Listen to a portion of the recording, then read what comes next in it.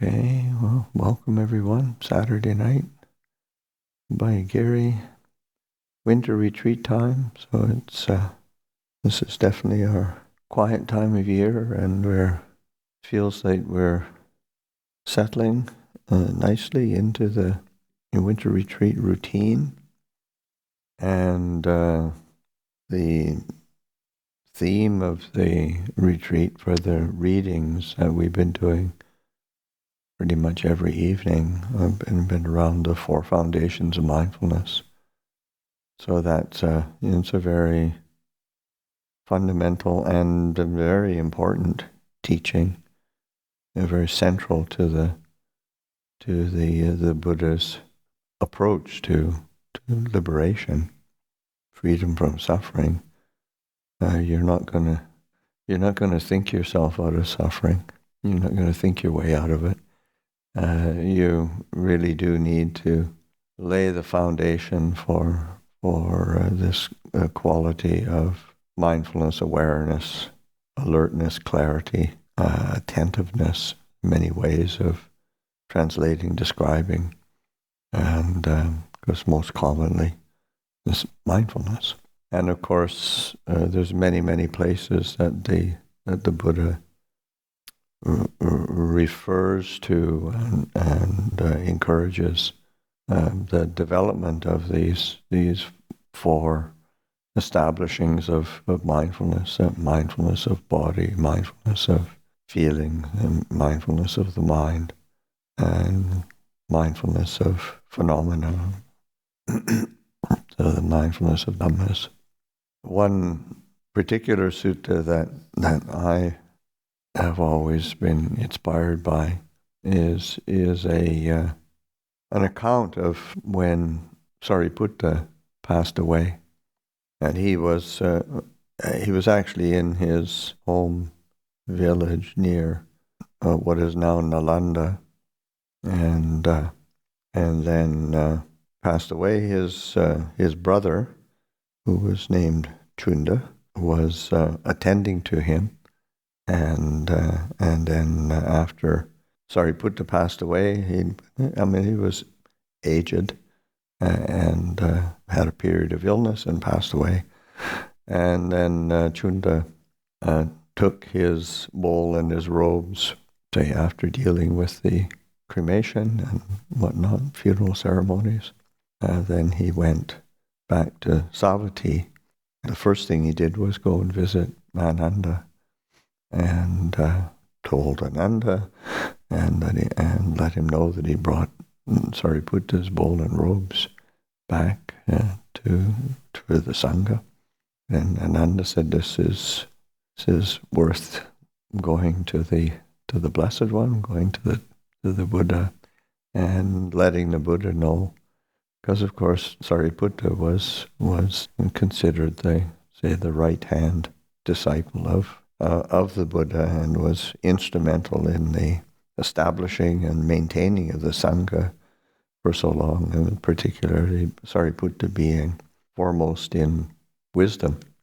So they went to the Buddha, and Ananda let the Buddha know that Sariputta had passed away, and his brother Chunda, again was also a monk, had brought his requisites back, and then Ananda expressed that when he heard the news, he said it was just his, and since he had heard the news, he just was out of sorts, couldn't really, he felt kind of overwhelmed with grief, not very clear, not very, it was a bit unmoored by Sariputta's passing, and just didn't felt definitely out of sorts, and like he had lost his anchor, lost his mooring. And of course the Buddha, who was sometimes very compassionate and sometimes not, said, "Oh, why are you feeling so, say, unmoored? When Sariputta passed away, did he take your virtue with him, your sila with him? And did he take your samadhi with him? Did he take your wisdom with him and take your liberation from you? Take your knowledge and vision of liberation with you? And then, of course, Ananda says, no, no, no. And I said, but he was such a good friend. He was such a, personally, he was a mentor and a guide for me.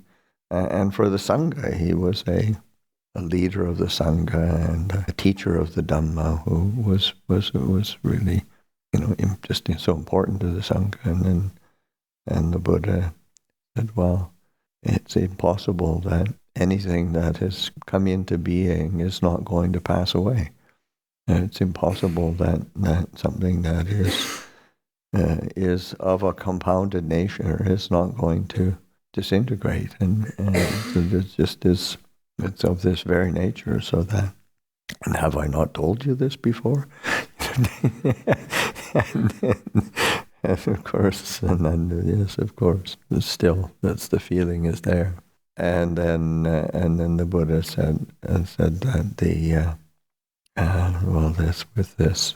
when we really see and reflect on the nature of things like this, and we really have to make the Dhamma make the Dhamma our island, make the Dhamma our refuge. You should, make yourself as an island, make yourself as a refuge, and make the Dhamma. And how do you make yourself as a refuge? It's making the Dhamma as your island, making yourself as a refuge. And so that taking this truth, taking this teaching, taking this path as one's island, one's refuge, this is where you find stability. And how you do that? Establishing the 4 foundations of mindfulness. That's the way that we are able to have this place of stability and clarity within the very unstable, uncertain, changing nature of things. So this is a very beautiful teaching, and of course very direct, and something that we're doing all the time. Also as a sidebar, and sort of this is one of the suttas where the Buddha does talk about the island as the refuge and as an image for nibbana. And of course that's what Ajahn Amaro and I used as the title for our book on the teachings on nibbana, sort of the island. So in this sutta, the Buddha is pretty direct with Ananda, as sometimes he could be, and but also it's worthy of noting that the Buddha, when after Sariputta and Moggallana's passing away, he was sitting in the midst of the Sangha, and he was saying that as the Sangha doesn't feel complete anymore with now that Sariputta and Moggallana has passed.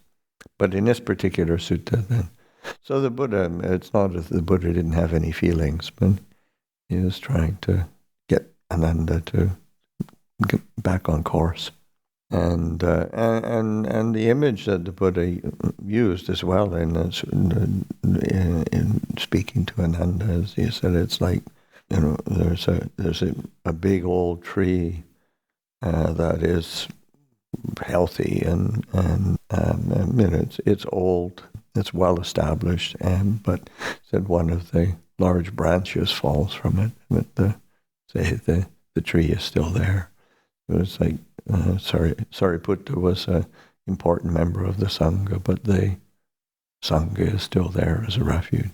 That's a beautiful image. But then again, just that emphasis that the Buddha made on, okay, how do you create yourself as an island? How do you create the refuge?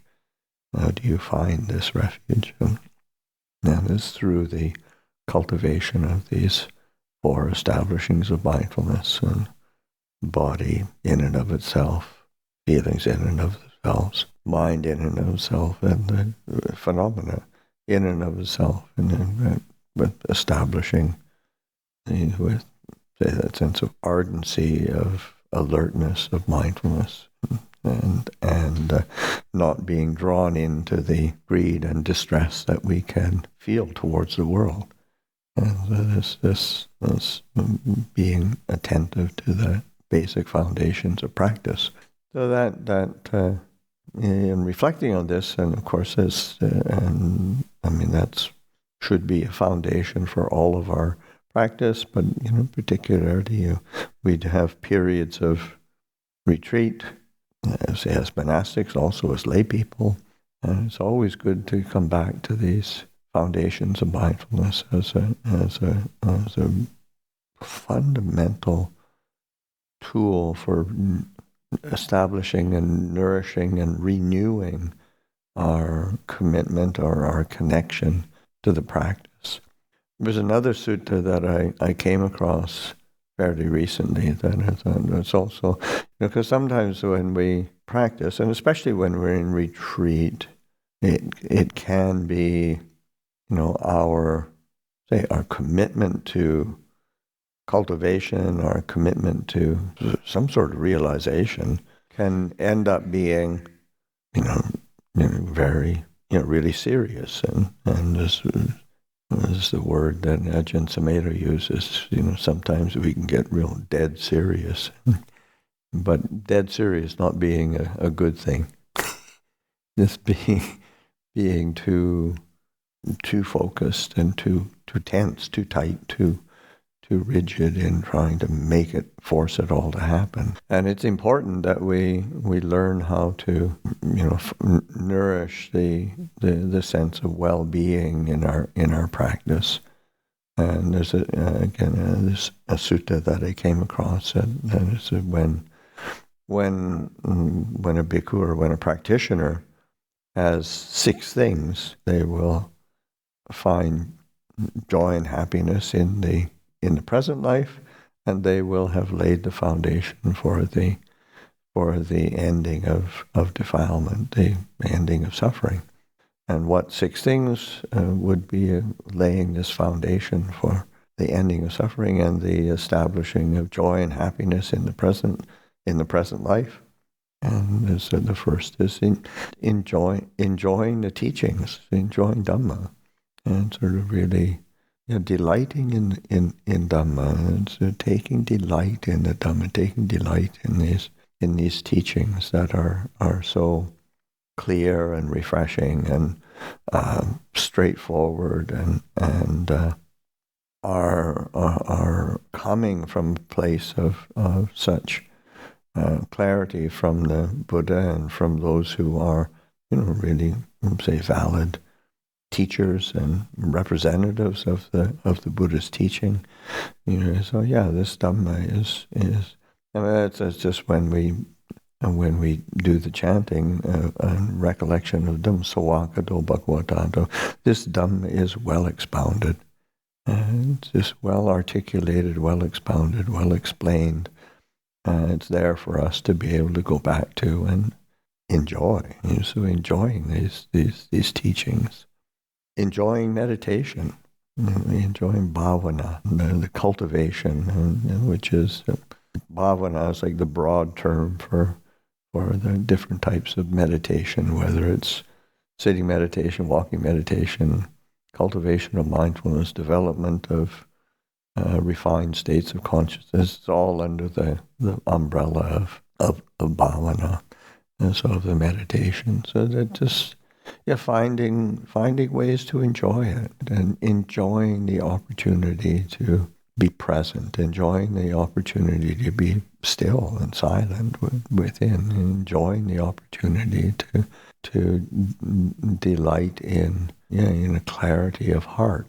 And it's the opportunity to actually develop the qualities of attention that just realize, just being distracted and caught up in the things that really distract the mind from what's important. You realize, that's a real blessing. That's something that is worthy of enjoyment. So to enjoy the practice and enjoy the meditation Because so often we approach it as something where we're going to achieve and make happen, or we've got to do.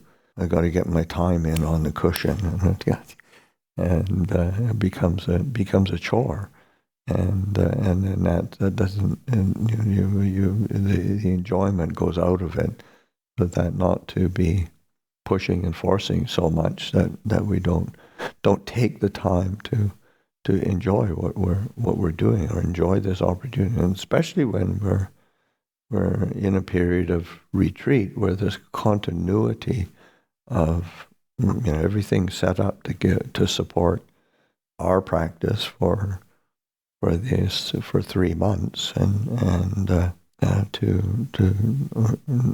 not get so dead serious about it that you miss the opportunity to enjoy it, and then certainly for the lay community is having a commitment to continuity of that that cultivation and meditation that helps you realize living life with an anchor is so much more fruitful and beneficial.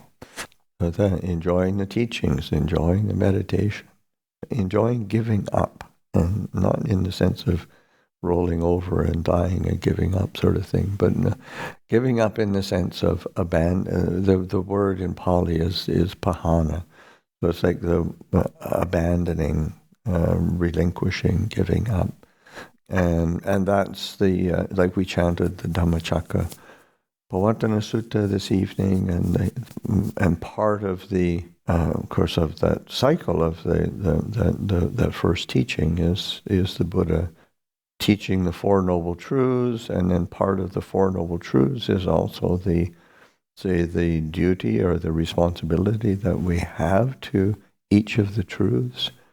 And the second Noble Truth, the cause of dukkha, is tanha, various desires, and the duty, the responsibility, the opportunity that we have to fulfill that is to pahana, to give up, to relinquish, to abandon craving.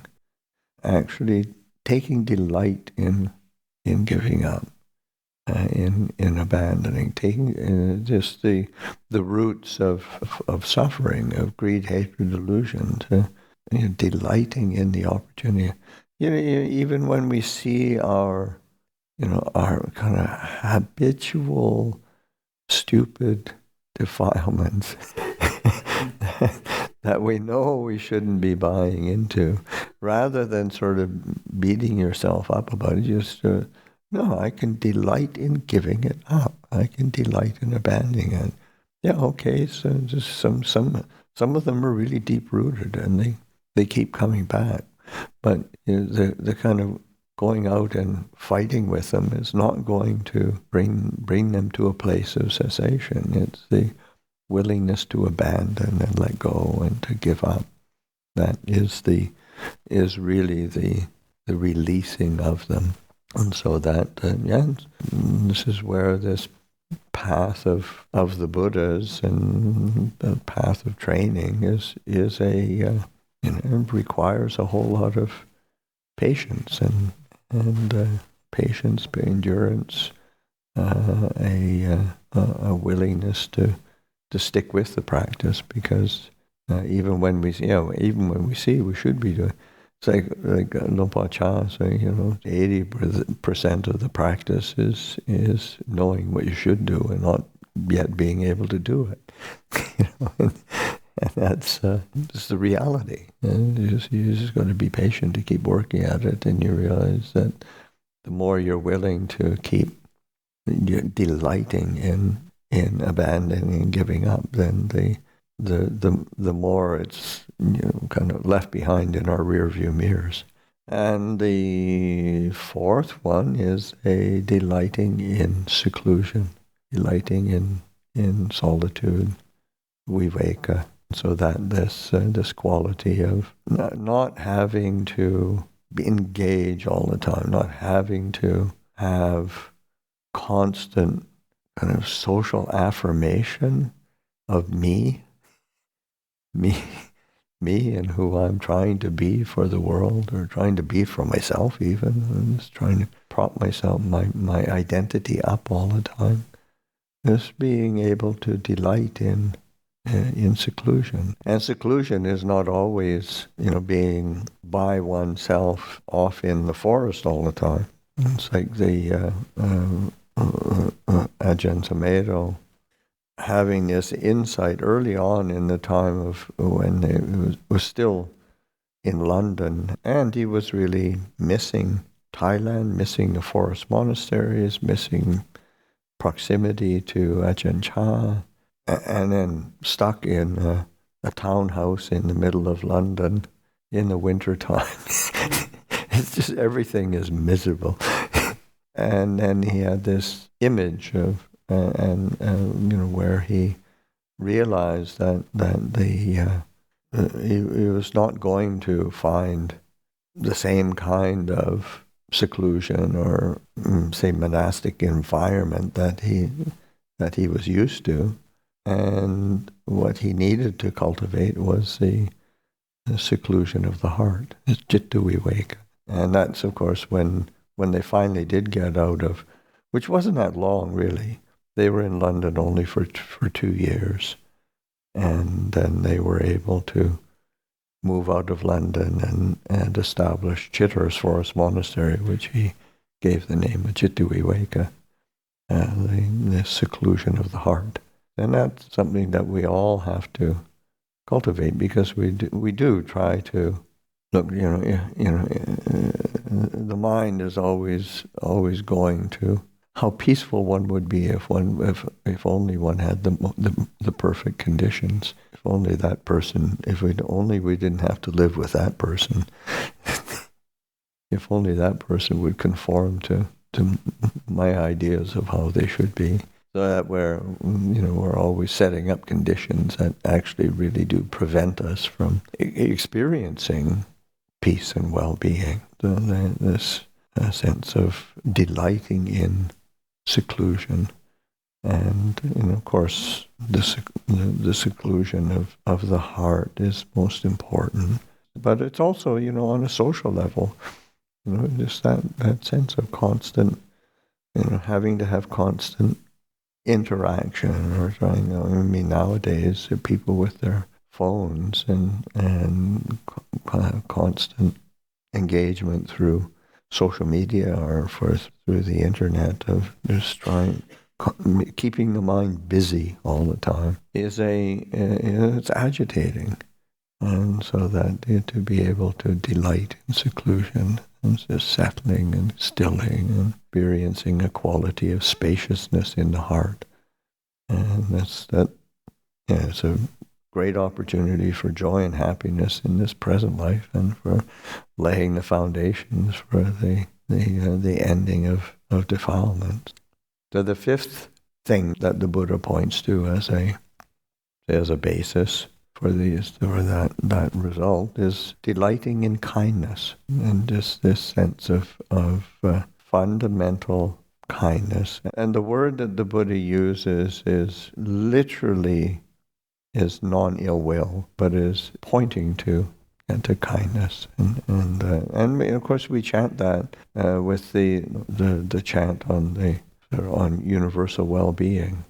And you be ahang sukhito homi, aniko homi, aware homi, abhayapacho homi. Abhayapacha is non-ill will or kindness. And may I abide in well-being and freedom from affliction, and freedom from hostility, in freedom from ill will. And that's laying the foundation for loving kindness, and that's the basis. And I remember years ago, again, referencing Ajahn Sumedho, when he was asked what loving kindness was, and he said, well, loving kindness is learning how to not dwell in aversion. And so this is because we can conjure up ideals of how it should be with loving kindness, and having kindness and compassion to all living beings. And it is a lovely ideal, but it has to have a basis, and the basis is non-ill will, to not get caught in the negativity, aversion, and that sense of irritation that we get toward existence. And whether it's externally focused or internally focused, to turn attention to non-ill will, turn attention to kindness. This fundamental kindness is a basis for how we treat others, but also how we treat ourselves. Can we be kind to ourselves? Can we be attentive to how we develop a sense of compassion and empathy to ourselves and to the world around us?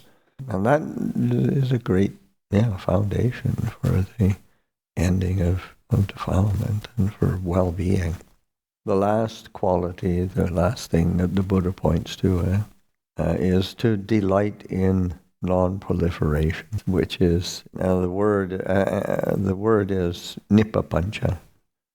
Some time ago, I had one of these accounts where you need a master password, and then all the other passwords are all in. But my password was, part of it was nippapancha. It was a long Pali and various other numbers and whatnot, but nippapancha was in there. It's definitely a password to joy and happiness in the present life, and laying the foundation for freedom from the defilements. But that papancha is proliferation, over-conceptualization, complication.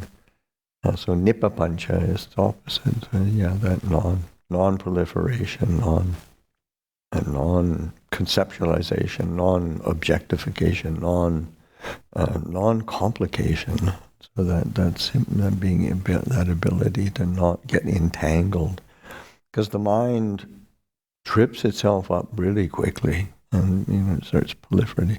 On the root of say the word papancha, its literal meaning means to expand or to spread out, and so you feel that in the mind when you're just that mind starting to expand and proliferate, and you don't want to clamp it down, but you don't want to buy into that proliferation, and just really again the sense of delighting in spaciousness and stillness and silence, where the mind is really, that's where our clarity is, and the ability to really discern what is really important, what is really useful, what is going to be a source of joy and happiness, what is going to be a source of ending of defilement and sources of